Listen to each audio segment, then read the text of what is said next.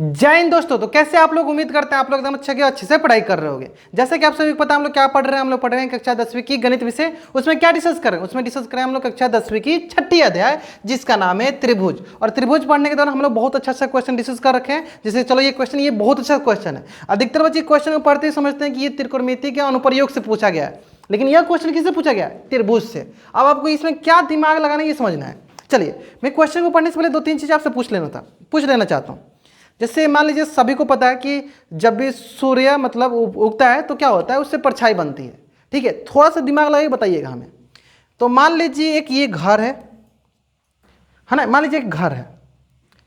तो एक ही समय पे अगर इस घर की जो परछाई बन रही है सूरज से, घर से जो परछाई बन रही है सूरज की, देखो यह जो एंगल होगा वही एंगल तो एक ही समय, अगर मान लो मैं बोलूं एक ये बिल्डिंग, इससे बड़ा बिल्डिंग है, सेम ही होगी। अब आप बोलो सर कैसे, ऐसे बोल दो। अगर यह ना तो आप इसको बोल दो कि यह जो कोण होगा इस कोण के बराबर होगा। क्यों? क्योंकि देखो समानी तो कोण से दोनों, मतलब कि मान लो ये 12 बजे 12 PM का है तो ये भी 12 PM का ही होगा, है ना। तो दोनों बिल्डिंग के लिए तो एक ही जगह पे होगा ना, कि मान लो कि 12 PM पे इसके लिए यहाँ पे है तो इसके लिए यहाँ पे, ऐसे थोड़ा ना होगा।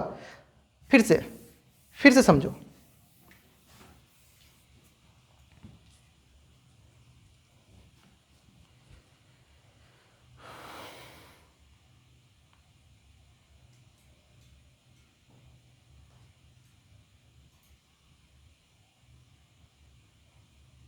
जय हिंद दोस्तों। तो कैसे आप लोग, उम्मीद करते हैं आप लोग एकदम अच्छे से पढ़ाई कर रहे होंगे। जैसा कि आप सभी को पता है हम लोग क्या पढ़ रहे हैं, हम लोग पढ़ रहे हैं कक्षा 10वीं की गणित विषय। उसमें क्या डिस्कस करें, उसमें डिस्कस करें कक्षा 10वीं की छठी अध्याय जिसका नाम है त्रिभुज,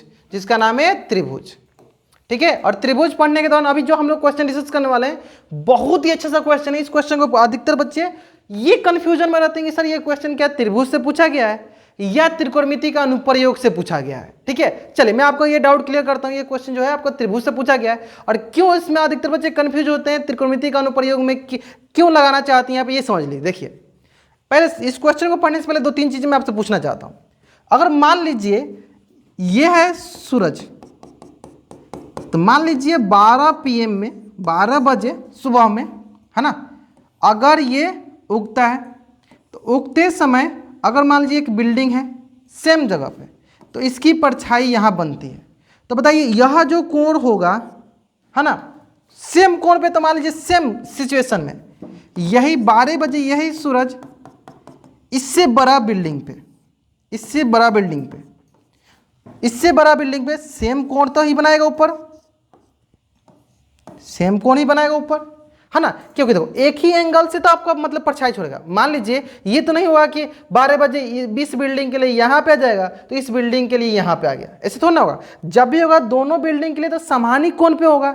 यहीं से इस हो सकता है ये बड़ा बिल्डिंग है, हो सकता है ये छोटा बिल्डिंग है, तो इसके लिए जो परछाई बनाएगी कम बनाएगी, इसके लिए जो परछाई बनेगी ज़्यादा बनाएगी। यही बात है ना, बड़ा बिल्डिंग के लिए ज़्यादा परछाई बनाएगी, छोटा बिल्डिंग के लिए छोटा परछाई बनाएगी। लेकिन इसके लिए हमें क्या देखना है, हमें परछाई नहीं देखना, हमें ये देखना है कि उसके अकॉर्डिंग जो कोण है वो कोण हमेशा सेम होगा। अगर 12 बजे जिस कोण पे है उसी कोण पे इसके लिए भी होगा। अगर मैं बोलूँ 2 बजे जिस कोण से इस बिल्डिंग की परछाई बनाएगी उसी तरह 2 बजे इस बिल्डिंग की सेम कोण से परछाई बनाएगी।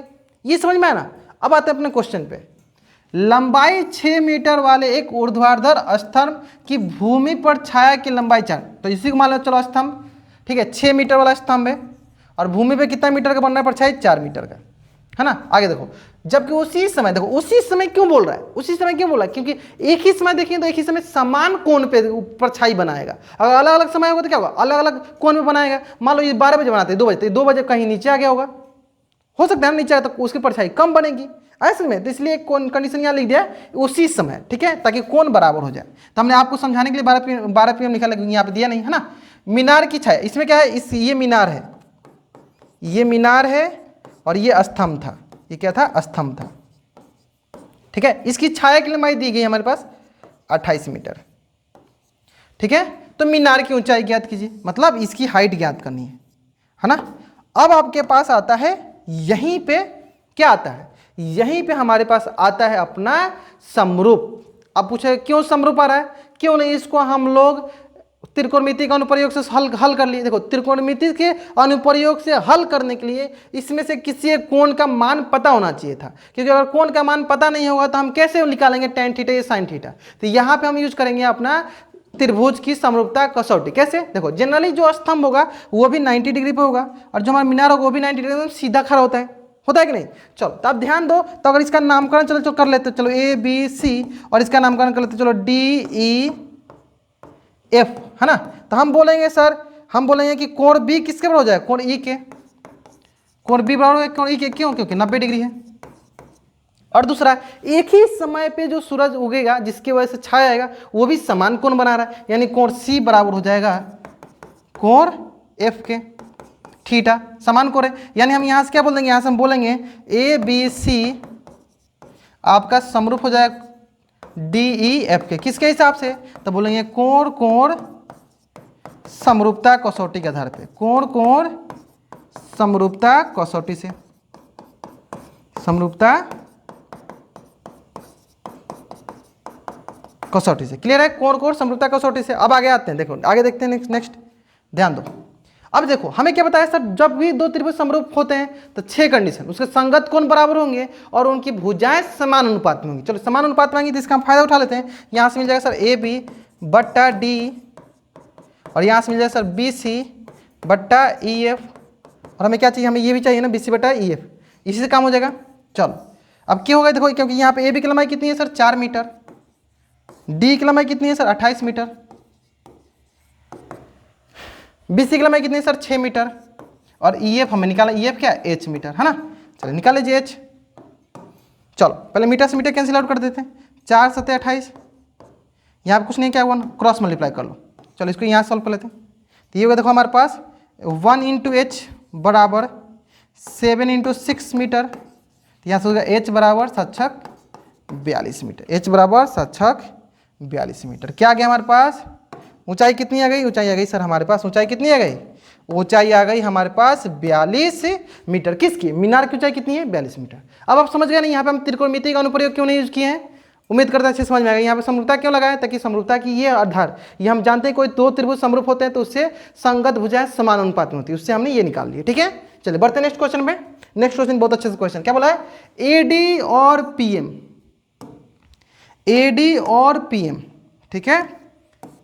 त्रिभुज ABC, त्रिभुज PQR क्रमशः माध्यिकाएं हैं। तो त्रिभुज ABC, जबकि मतलब बोल भी दिया कि जब ये त्रिभुज ABC PQR क्या है?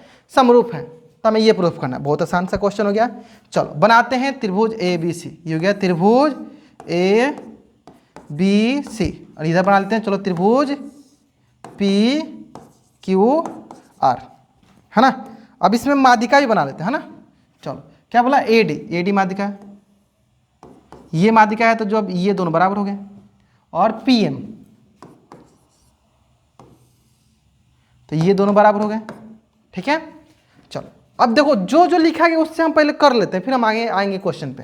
पहले बोला है त्रिभुज ABC समरूप है त्रिभुज PQR के, ठीक है। और यहां से हमें बोल दिया है AD और PM माध्यिका है ना। क्या बोला है? AD और PM देखो माध्यिका है ना। यानी यहां से हम क्या निकालेंगे? यहां से हम ये निकालेंगे कि BC जो होगा किसके बराबर हो जाएगा?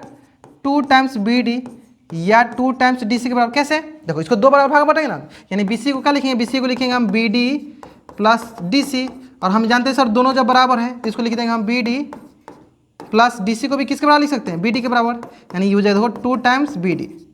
ऐसे लिख दो, चाहे आप DC रहने दो, BD को DC लिख दो, तो क्या होगा? 2 टाइम्स DC के बराबर। तो वही मैंने लिख दिया यहाँ पे, ठीक है। अगला सेम उसी तरह अगर हम QR की बात करें तो QR को क्या लिख देंगे सर? 2 टाइम्स QM या फिर 2 टाइम्स MR। क्यों ऐसे लिख रहे हैं? क्योंकि सर इसको भी हमने बराबर भागों में बांटा है, यानी QR को क्या लिख देंगे? 2 बार इसको जोड़ेंगे तभी आ जाए QR, या इसको 2 बार जोड़ेंगे तभी आ जाए हमारा QR, है ना। चलो अब ये चीज़ें मैंने पहले ही क्यों लिखा, ताकि इसका हम आगे यूज कर सकेंगे, है ना। चलो अब आते हैं नेक्स्ट। चलिए अब यहाँ से क्या दिखा सर, त्रिभुज ए बी सी समरूप है त्रिभुज पी क्यू आर के, यानी इससे 6 कंडीशन, इससे संगत कोण बराबर और संगत भुजाएं समान अनुपात में, है ना। तो चलो संगत कोण बराबर यानी कोण ए बराबर हो जाएगा कोण पी के, कोण बी बराबर हो जाएगा कोण क्यू के, कोण सी बराबर हो जाएगा कोण आर के, संगत कोण बराबर। दूसरा किसकी संगत भुजाएं समान अनुपात में, यानी ए बी बट्टा पी क्यू और बी सी बट्टा, देखो ये बी सी है ना, क्यू आर, ठीक है। फिर क्या दिया है, ए सी बट्टा पी आर, ए सी बट्टा पी आर। बताओ यहां तक उम्मीद करते हैं नो डाउट, आपको यहां तक कोई डाउट नहीं होगा। अगर आपको यहां तक कोई डाउट नहीं है तो आपको क्वेश्चन दिखने लगा होगा कि देखो कितना आसानी से, देखो क्या प्रूफ करने के बोला है, ए बी बटा, ये हमें प्रूफ करने के लिए बोला है, ये हमें प्रूफ करने के लिए बोला है ना। देखो हमें देखो ए बी बटा पी क्यू, देखो ए बी बटा पी क्यू दिख गया है, ए बी बटा पी क्यू दिख गया है। अब हमें ए डी बटा पी एम देखना है, ए डी, ये देखना ए डी और पी एम, यानी कुल मिला के अगर हम यह त्रिभुज और यह त्रिभुज को समरूप कर दे तो मेरा काम बन जाएगा, काम बन जाएगा ना। क्योंकि अगर यह त्रिभुज समरूप होगा तो हम बोलेंगे कि ये भुजा इस भुजा का अनुपात में हो जाएगा, यानी हमें ये ही दोनों त्रिभुज को समरूप प्रूफ करना है। चलो यानी आप दो, इसीलिए मैंने करके दिखाया ताकि आपको थोड़ा आइडिया लग जाए कि किस तरह हम पता करते हैं कि हमें कौन कौन से त्रिभुज लेना है। तभी हमें लेना है त्रिभुज ए डी बी। और क्यों लेना है, क्योंकि ताकि अगर इसको हम समरूप प्रूफ करते तो इसकी संगत भुजाएं समान अनुपात में हो जाएंगी, है ना। और इधर से लेना है हमें पी एम क्यू। अब देखो अगर इसको समरूप प्रूफ करने में मेरा काम हो जाएगा। सबसे पहले दिखेगा सर b बराबर है q के, देखो पहले दिया गया b बराबर q, लिख लेते हैं b बराबर हो गया q के, एक कोण मिल गया, मध्य कोण मिल गया, देखो है ना। चलो अब देखो अगला ए बी का अनुपात पी क्यू के बराबर, देखो लिखा है, बहुत बढ़िया सर, ए बी का अनुपात पी क्यू के बराबर 1 मिल गया, ठीक है। दूसरा 1 मिल गया, है ना, ए बी बटा पी। दूसरा सर ये बी डी क्या क्यू एम के बराबर है, कैसे देखेंगे, देखो इसको इसका यूज कर लो, बी सी बटा जो क्यू आर दिया है, जो बी सी बटा क्यू आर दिया गया इसको ऐसे लिख लो। बी सी को क्या लिख सकते हैं सर, 2 टाइम्स बी डी लिख सकते हैं, 2 टाइम्स बी डी, क्योंकि सर बी सी देखो 2 टाइम्स बी डी के बराबर है।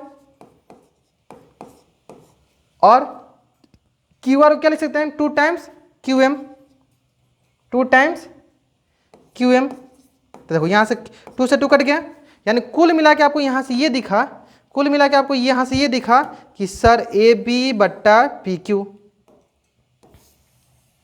ये बराबर हो गया बी डी बटा क्यू एम के, ये बराबर हो गया बी डी बटा क्यू एम के। अब आता है हमारा ओरिजिनल कहानी, यह भुजा इस भुजा के अनुपात, यह भुजा इस भुजा के अनुपात, और इसके मध्य कोण कौन सा है, यह कोण इसके कोण के बराबर, यानी यह भुजा इस भुजा के बराबर, यह भुजा इस भुजा के बराबर, यह कोण इस कोण के बराबर। इसका मतलब कौन से समरूपता कसौटी के आधार पर ये दोनों त्रिभुज समरूप होंगे, तो बोलेंगे भुजा कोण भुजा समरूपता कसौटी के आधार पर ये दोनों त्रिभुज क्या होंगे, समरूप होंगे। यानी वही चीज है, यहां लिख दो जल्दी जल्दी, है ना। ये भुजा मान लेते हैं, ये भी भुजा देखो, और ये क्या हो गया हमारे पास कोण, क्या बोल देंगे, त्रिभुज ए बी डी समरूप हो जाएंगे त्रिभुज पी क्यू एम के। किसके हिसाब से सर, तो भुजा कोण भुजा समरूपता कसौटी के आधार पर, समरूपता कसौटी से। अब जैसे ही हमें पता चला ये दोनों समरूप है तो हम क्या डायरेक्ट बोल देंगे सर, क्या बोलेंगे सर, जब ये दोनों त्रिभुज समरूप है यानी इसकी संगत भुजाएं समान अनुपात में होंगी, यानी इसकी जब संगत भुजा समान अनुपात में होंगी तो क्या बोलेंगे, ए बी बट्टा पी क्यू, यानी देते हैं ए बी बट्टा पी क्यू, किसके हिसाब से आ रहा है, तो इसके हिसाब से सर, बराबर किसका हो जाएगा, ए डी बट्टा पी एम। और यही तो हमें प्रूफ करना था, आगे आपको नीचे बी डी बटा क्यू एम भी होगा, लेकिन इसको जरूरत नहीं है क्योंकि हमें इससे इतना ही प्रूफ करना है। देखो यही आ गया हमारे पास ए डी बटा पी एम। अब हमें बताओ कि इस क्वेश्चन में कोई ऐसा कंसेप्ट जो आपको पहले से नहीं आता हो, सभी चीज़ें आपको पहले से आता था, तो इसलिए मैं बोलता हूँ ना सबसे आसान चैप्टर एक तरफ से मानो तो त्रिभुज भी है, और अधिकतर बच्चे इससे भागते हैं, त्रिभुज से मत भागो। तो क्वेश्चन पढ़ो, क्वेश्चन में क्या दिया गया है। जो भी क्वेश्चन समरूपता कसौटी पर आधारित होते हैं सबसे आसान होते हैं, उसमें आपको खुद ढूंढ के निकालना होता है कि कौन कौन से कोण बराबर है या कौन भुजा बराबर है। एक दो बार इस तरह का क्वेश्चन कर लोगे, बाकी आगे से इस प्रकार कोई भी क्वेश्चन आएगा ना आराम से बना लोगे। ठीक है, तो ये हमारा अंतिम क्वेश्चन था, प्रश्नवाली 6.3 का अंतिम क्वेश्चन था।